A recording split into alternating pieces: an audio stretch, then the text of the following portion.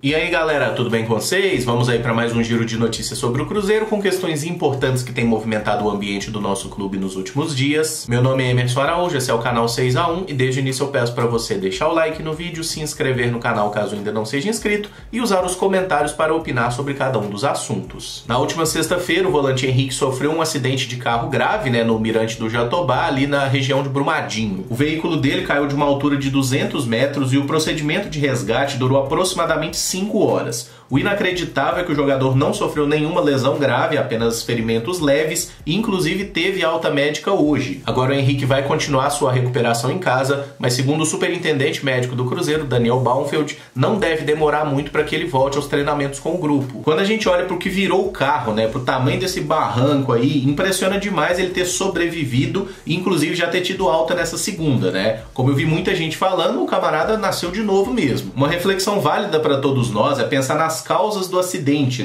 Pode não ter nada a ver, mas talvez o cara tava com o psicológico muito abalado, até por tantas críticas que ele recebeu na última semana. Eu só acho interessante que a gente pense um pouco em como temos agido, especialmente nas redes sociais. Porque normalmente a galera pega muito pesado nas críticas e costuma esquecer que por trás tem uma pessoa ali. Não é que não se possa criticar, muito pelo contrário, Mas eu acho que tem uma grande diferença entre aquela crítica profissional ao desempenho do atleta e a ofensa pessoal, E essas que a gente viu acontecer muito com relação ao Henrique na última semana e já viu acontecer com vários outros atletas, treinadores e tudo mais, eu acho que isso sim tem um potencial muito destrutivo. Pode ser que tenha alguma ligação, pode ser que não tenha nada a ver, Isso é só uma coisa que eu acho importante da gente pensar a respeito mesmo. Fato é que o Henrique tá bem, tá fazendo a sua recuperação. Acredito que estará muito fortalecido, porque o camarada vivenciou um milagre, a gente pode dizer assim, E tomara que o Cruzeiro faça aí um acompanhamento psicológico com ele, para que o Henrique só retorne mesmo aos treinamentos quando estiver 100% apto a isso. Outra notícia importante nessa segunda-feira é que o governo do estado de Minas Gerais vetou o retorno do futebol ainda no mês de julho, A Federação Mineira estava trabalhando com uma data de voltar a ter jogos no dia 25. Com isso não se tem uma data para o retorno do estadual, mas chama atenção o fato do futebol em Minas não poder voltar, no Rio os times estarem jogando agora, ainda em junho, e em São Paulo os times não estarem nem treinando ainda. É realmente bizarro como o Brasil vem lidando com essa pandemia, Parece que ninguém sabe o que está fazendo e fica uma sensação de que a gente vai lidar com isso por muito tempo ainda, não tem como ter qualquer tipo de previsão otimista. Até o momento segue mantida aquela data que a CBF estabeleceu para o retorno das competições nacionais,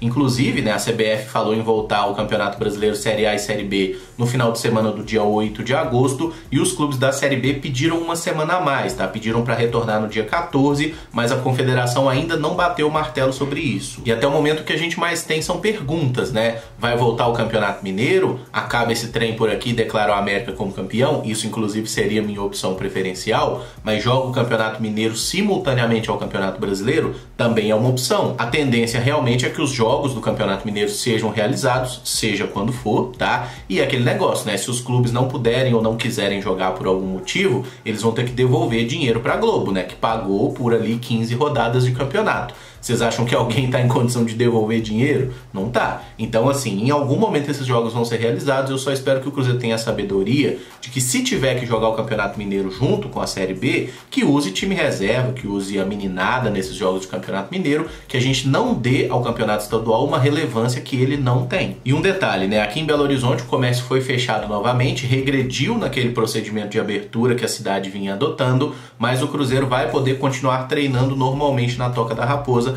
pelo menos é o que informou o secretário de saúde. E falando nisso, a boa notícia é que o atacante Thiago testou negativo para o Covid e também foi liberado para os treinamentos com o grupo. Com isso, o Cruzeiro não tem no momento nenhum jogador afastado, tá todo mundo livre do coronga. Quem também participou do treinamento hoje foi o paraguaio Raul Cáceres, recém-contratado. Ele vinha treinando no Cerro Porteño desde o dia 10 de junho e logo estará no mesmo estágio aí dos demais jogadores. O Globoesporte.com noticiou que a diretoria do Cruzeiro esteve reunida nos últimos dias com o empresário do zagueiro Dedé e do meio-atacante Caio Rosa para definir sobre o futuro desses dois atletas. No caso do Dedé, ele tem contrato com a gente até o final do ano que vem, um salário muito acima do teto do clube, ele tá recuperando da sua mais recente cirurgia no joelho e a tendência é que não siga no Cruzeiro. O problema é achar alguém disposto a pagar o salário do Dedé. Eu acho que ninguém vai abraçar essa causa. O valor que o Dedé ganha, mais de 700 mil, ninguém vai ter condição de pagar. E quem tem condição de pagar, provavelmente não vai querer apostar em um jogador com um histórico de tantas lesões assim. Hoje o Cruzeiro tá pagando um valor menor, né, um valor dentro das capacidades do clube, mas o restante disso vai ter que ser pago no futuro. Então eu acho que o melhor seria realmente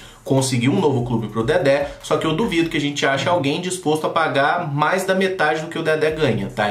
Isso eu realmente acho muito complicado. Já com relação ao Caio Rosa, né, ele é um dos jogadores que foi promovido no início dessa temporada pro elenco principal do Cruzeiro. Ele não teve oportunidades reais de jogar durante a administração do Adilson Batista, né, e retornou ao time sub-20 agora que o Enderson Moreira foi contratado. O mais provável seria o jogador sair por empréstimo, o que eu nem acho que seja uma má ideia desde que ele tenha chance de jogar em outro clube. Mas eu gostaria de pontuar dois detalhes na condução dessa despromoção do Caio. O primeiro é que, de fato, ele é um jogador muito promissor, estava inclusive na seleção sub-20, tá? E eu acho que o Enderson foi incoerente nessa gestão, porque ele assumiu o time, desceu o Caio Rosa para o time sub-20 de novo e promoveu o Stênio, que era um menino sub-17, que eu também acho que seja muito promissor, mas que não teve metade do destaque que o Caio teve na categoria de base. O Stênio é bom? É bom. É promissor, mas o Caio estava alguns degraus acima, né? Ele é um jogador que vinha sendo destaque, era o melhor do time na Copa São Paulo, né? Pelo menos era aquele que se tinha mais expectativa sobre ele, fez alguns bons jogos até, mas ele não recebeu oportunidades com o Adilson e eu acho que isso foi injusto. Ele deveria ter ficado no elenco principal pro Enderson ver ele de perto, acompanhar os treinamentos e decidir se ele seria um jogador interessante para manter ou não. E o segundo detalhe interessante é que eu acho que alguém deveria chegar no Caio Rosa e perguntar quem ele acha que é, né? Porque um jogador que acabou de subir pro profissional e entrou em 2 jogos, não fez porcaria nenhuma, concordo que não teve chance, mas nas que teve também não fez nada. Quem ele pensa que é para fazer biquinho ao voltar pro elenco sub-20? Meu filho, você tem contrato longo com o clube, você é atleta do Cruzeiro. Se o Cruzeiro não quer você no elenco principal, quer você no sub-20, você tem que acatar, baixar a cabeça, treinar e mostrar dentro de campo que a decisão do treinador foi errada, sabe? O problema é, a pessoa que deveria ter essa conversa séria com o jogador, falar olhando no olho dele, era quem? É o staff dele, o empresário. E quem é o empresário? É o primeiro a fazer biquinho quando o jogador volta pra base. Por quê? Porque tá doido pro camarada aparecer, ser vendido e virar dinheiro, né? Então esse é um grande problema na formação de jogadores hoje. Temos que aguardar mesmo os próximos dias para saber o que vai acontecer, tá? Na minha preferência, né, o Dedé iria para qualquer outro lugar, racharia fora daqui, mas acho que é muito difícil isso acontecer por causa do alto salário dele. E com relação ao Caio Rosa, eu gostaria que ele tivesse chance no Cruzeiro, tá? Mas se não for o caso, se aparecer um empréstimo que não tenha valor fixado, né, que seja um empréstimo e ele volte para cá um jogador melhor, um jogador mais desenvolvido, eu acho que pode ser uma boa para todo mundo. Sobre o Conselho Deliberativo, após a derrota nas eleições de maio, Paulo Cifuentes, Giovanni Baroni e Luiz Carlos Rodrigues anunciaram que estavam se unindo num grupo chamado Cruzeiro Forte para combater o eleito Paulo César Pedrosa. Pois bem, um mês depois das eleições, esses camaradas já anunciaram que romperam esse grupo Cruzeiro Forte, é cada um por si novamente, e isso explica muito por que a política do Cruzeiro é tão complicada, né? As pessoas não são capazes de colocar os seus egos abaixo dos interesses do clube. Foi essa incapacidade das pessoas de se unir e pensar no que é melhor pro Cruzeiro que fez aí o Pedrosa ser eleito, né? E a família União estar de novo rondando os bastidores do clube. Agora é torcer para que, independente desse grupo ter sido dissolvido ou não, que nas votações eles mantenham seus apoios, né, para que qualquer medida proposta pelo Pedrosa que não seja boa para o Cruzeiro não seja aprovada. E para fechar, todo dia 28 de junho é celebrado o Dia Internacional do Orgulho LGBT. E o Cruzeiro, assim como outros clubes, se manifestou ontem nas redes sociais com essa foto de perfil e também com um vídeo institucional. Como sempre acontece, né, tivemos ali um monte de mensagens bem preconceituosas, mas o interessante é que o número de mensagens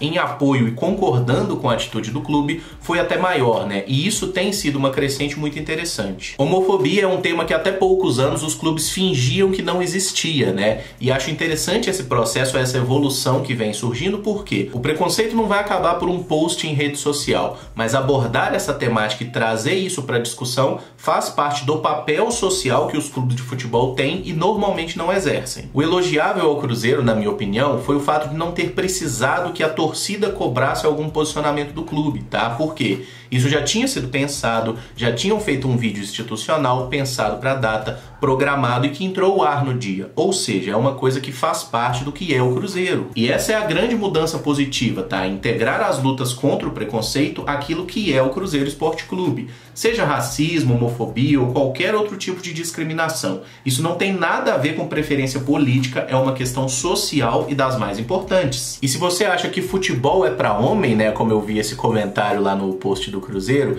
eu vou só te propor uma reflexão. Você acha que não tem nenhum jogador homossexual na história do Cruzeiro? Ou do Atlético, ou de qualquer outro clube importante do Campeonato Brasileiro? Você acha que esses jogadores, muitos que já foram inclusive colocados como ídolos do clube, será que não tem nenhum que seja bissexual que seja? E aí vem um outro detalhe, né? Alguém que você enxerga como um ídolo pelo que fez em campo, vai deixar de ser ídolo por não ter uma preferência sexual que seja igual à sua? Porque na minha cabeça, pelo menos, o importante para um jogador de futebol é ele ser bom de bola, tá? Não é ele ser homem e transar com mulher, inclusive eu não tenho o menor interesse pelo que eles fazem na vida pessoal. E o louco é que esse ambiente do futebol, ele é tão preconceituoso, né, que a maioria dos jogadores que já se assumiram homossexuais só fizeram isso depois que pararam de jogar, né? Durante a carreira, os caras não falam sobre isso, e essa é uma barreira que já foi quebrada no futebol feminino, por exemplo. Inclusive, se alguém se interessa pelo tema, tem um documentário na Netflix chamado Forbidden Games, que conta a história do Justin Fashanu, o único jogador que se assumiu gay na história, tá? Dá uma olhada lá no que aconteceu com a vida desse cidadão. E a frase que o Cruzeiro utilizou no vídeo, pra mim ela diz tudo, tá? O mundo precisa ser menos intolerante.